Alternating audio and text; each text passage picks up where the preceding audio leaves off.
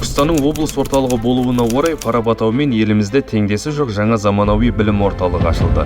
Кітапхана 2021 жылдың қыркүйек айынан бастап оқырман қабылдайды. Заманауи үлгіде жасақталған ғимараттары мезгілде 180 оқырман 1000 келуші қабылдай алады. Кітап алу беру пункті.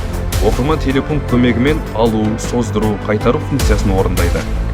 Кітапхана алдында орналасқан пункт арқылы кез келген уақытта кітапты кері өткізу қызметі қарастырылған. Коворкинг аймақ.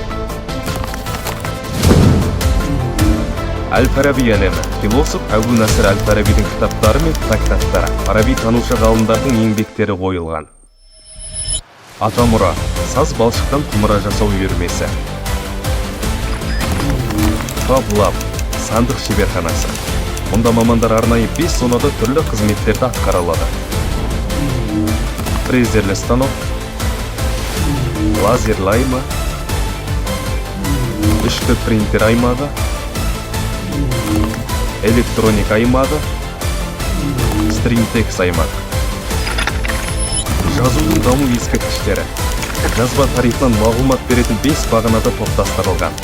Жазудың даму ерекшелігі құндылығы көрсетілген.